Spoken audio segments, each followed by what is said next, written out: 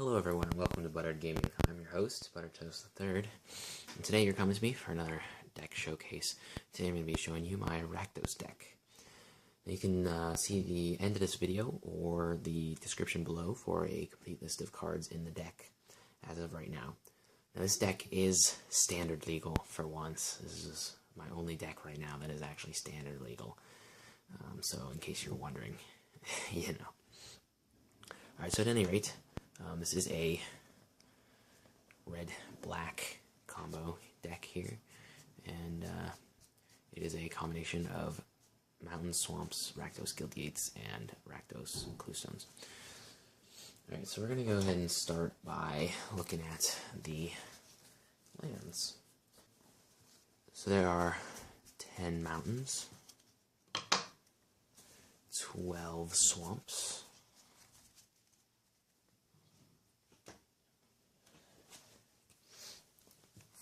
4 Rakdos Cluestones, or not Cluestones, those are Guildgates, and 2 Rakdos Cluestones, for a total of 26 lands if you don't count the Cluestones, and 28 if you do. Alrighty, so then let's go ahead and start by looking at our creatures. Now, I'm going to be doing this the same way that I did last video. If you saw last video, I'm going to be starting with uncommons and going up from there for commons, uncommons. I'm starting with uncommons, I'm going to start that whole section over. Alright, we're starting with commons and going up from there, where we're going from commons to uncommons to rares to mythics. So we're going to go ahead and start with our creatures here. Let's see if we can get it in the frame. There you go. Alright, so let's go ahead and start with, well, they're not the same card, but here we go. Let's start with these. We'll start with a Goblin Shortcutter here, which is a 2-drop for a 2/1, which is good for, I put it in here because when it comes on the battlefield, target creature can't block this turn. So if you know anything about Rakdos, you'll know that there's a lot of Unleash, and which means that basically the focus of this deck is to attack and never stop attacking. So you never block in this deck. So the reason I got this was because this way I can actually hit someone if their creature can't block, I can actually, you know, hit them. So that was my thought process behind that one. Alright, so now we've got the nice little Riot Piker. There used to be 4 of these in here, but I took out 3 of them. So this is another 2-drop for a 2/1 for strike, and it attacks each turn if able. So it was pretty decent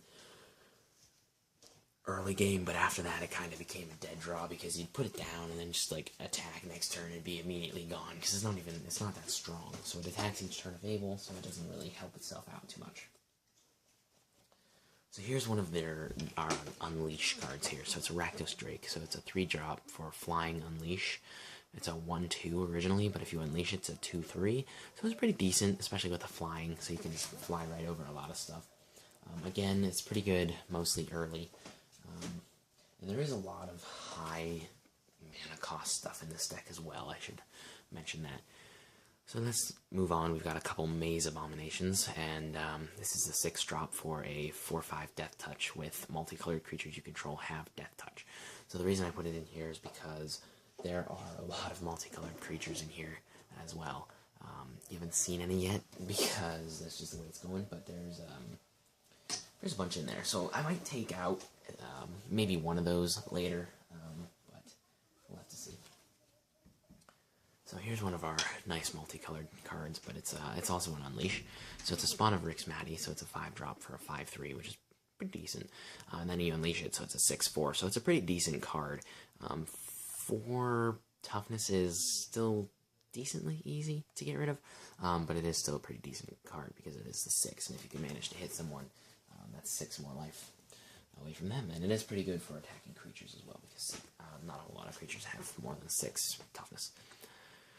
Alright, so now we've got a Bloodfray Giant for a 4-mana drop with Trample and Unleash. So it's a 4/3 originally, but with the Unleash, it's 5/4. So it's pretty nice because it is decently cheap for a trample 5. So it's pretty decent, especially if they have some weaker cards, you can trample over it.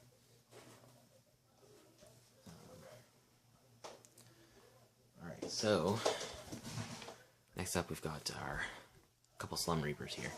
So these are pretty decent as well in this deck. It's a 4-drop for a 4/2. And when it enters the battlefield, each player sacrifices a creature. So it's pretty good for getting rid of one of their creatures. It is a little bit of a double-edged sword because you have to get rid of one of your own creatures, but hey, there you go. Alright, so next up, we kind of got the star of the show here, which is our Carnage Gladiators, which are 4-mana drops. So these are pretty nice too. I've got 4 of them, as you saw, because they are 4/2, which is decent enough, especially since it's got Regenerate on it. But the real reason I have it in here is because whenever a creature blocks, that creature's controller loses 1 life. So you kind of try to make it so that your opponent doesn't really attack or block, rather, and if they do, they get punished for it. So it is, again, a double-edged sword, but that's like what this whole deck is. This whole deck is pretty much a double-edged sword. You're hitting yourself a bunch of times as you're hitting your opponent because you don't actually block. So this is, again, pretty much the star of the show here. So 4-mana drop, Regenerate, 4/2. It's a pretty decent card, I'd say. Alrighty, so next we've got our last uncommon here, which is a Minotaur Aggressor. So it's a pretty expensive card. It's a 7-drop for a 6/2, but it is really nice card because it's got First Strike and Haste. So immediately you put it down, you swing. Even if they block it, usually this is going to survive because it does have First Strike and it's a 6 power. So it's a pretty decent card, I'd say. It is expensive, so kind of hard to get out, but hey. Let's start on our rares now. So here we have a Chaos Imps. This is actually a Return to Ravnica card. So it is a 6-drop for a flying 6/5 with Unleash. And it has Trample as long as it has a +1/+1 counter on it. So if you Unleash it, it's a 7/6 with Flying and Trample. So this is an amazing card as well. Again, it is a little expensive, a 6-mana drop, but hey, it's not too big of a problem in this deck. I seem to get pretty good mana in this deck. So here we have a nice little one. This is our Sire of Insanity, which is a 6-mana drop for a 6/4, which by itself is pretty decent. But then at the beginning of each end step, each player discards his or her hand. So again, another double-edged sword there. Each player discards their hand, but still, you're getting rid of the opponent's hand. It's a pretty decent card. And it's just kind of interesting to use because, number one, I love the name of it, Sire of Insanity. And then number two, you get your opponent mad just by discarding their hand here. So next we have a Molten Primordial, which is a 7-drop for a 6/4 with Haste, and it's a really nice card because of that Haste. And then it also has, when it enters the battlefield, for each opponent, gain control of up to 1 target creature that player controls until end of turn. You get to untap those creatures and they gain Haste. So this card is awesome to pull out because you'll be taking their card and using it against them. Plus it's got Haste, plus whatever you've already got on the field. So you're just attacking with everything. That's just tons of damage. It's 6 right from the Molten Primordial. Depending on what you have out, if it's like, I don't know, Spawn of Rixmati or something, that's like another 6 right there. So 12, and then whatever you steal from them, so as long as that's pretty decent. And even if you just steal something just to be able to get through them, even if it's only 1, that's still 13 damage. And it's, I don't know, it's just an amazing card. Just awesome. Alright, so now we have our rare foil here. This is our Exava Rakdos Blood Witch. Can't really see the foiling on it too well. There you can see it. There you go. So it is a nice card. I want to get more of these because it's a 4-drop for a 3/3, and it is a legendary creature, so you can only have 1 out at a time. But hey, that's okay.